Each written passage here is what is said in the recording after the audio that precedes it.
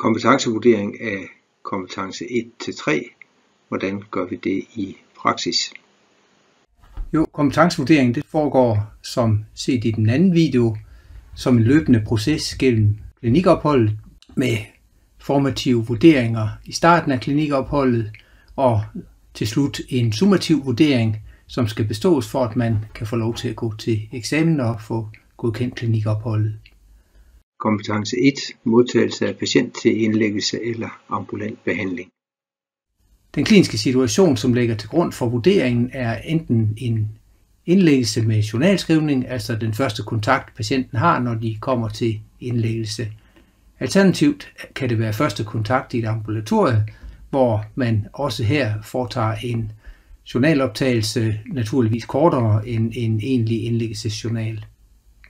Det første trin er, at den studerende optager anamnese og foretager relevant objektiv undersøgelse. Det foregår på egen hånd og ikke under direkte observation. Trin 2 i processen, der fremlægger den studerende patientcasen og demonstrerer de relevante objektive fund for den, der foretager vurderingen, og det kan så være jævnfør vores arbejdsgang, enten ved den første vurdering en medstuderende, det kan være en læge midtvejs, og til sidst i forløbet, så er det så en UPL eller lektor. Det giver mulighed for dialog mellem student og feedbackgiver, og skal danne basis for refleksion, spørgsmål, uddybelse af anamnese og objektive fund. Trin 3 i processen, der bliver den studerende vurderet ud fra den kliniske situation og den efterfølgende relevante journalføring. Den studerende får feedback og vurdering ud fra kompetencekortets vurderingspunkter, og derefter underskrift i kompetencebogen, hvis kompetencerne er tilfredsstillende. Kompetence 2. Kontrollere opfyldelsen af en medicinsk plan for patient under indlæggelse eller i ambulant forløb. Her er den kliniske situation en stuegang i sengeafdelingen. Alternativt kan det være et kontrolbesøg i et ambulatorie i et forløb, der allerede er i gang. Første trin er, at den studerende optager anamnese og foretager relevant objektiv undersøgelse, enten på stuegang eller i ambulatoriet. Den studerende observeres af den, der foretager vurderingen, altså den studerende læge eller, som det er set her på billedet, en lektor. Trin 2 i processen. Den direkte observation giver mulighed for dialog mellem student og observatør og skal danne basis for refleksion, spørgsmål, uddybelse af anamnese og objektiv fund.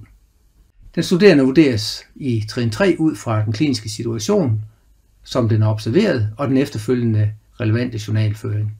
Den studerende får feedback og vurdering ud fra kompetencekortets vurderingspunkter samt efterfølgende underskrift i kompetencebogen, hvis kompetencerne er tilstrækkelige. Kompetence 3. Varetage udskrivning eller afslutning på ambulant forløb.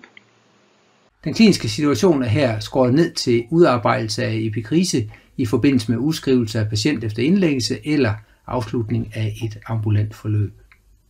Arbejdsgangen består i, at den studerende ajourfører FMK udarbejder en epikrise som afslutning på indlæggelsen eller det ambulante forløb. Epikrisen fungerer alene som vurderingsgrundlaget for kompetence 3. Den studerende fremlægger epikrise, FMK ajourføring for den, der foretager vurderingen, og igen kan det være student, læge eller lektor, afhængig af, hvor i forløbet det foregår.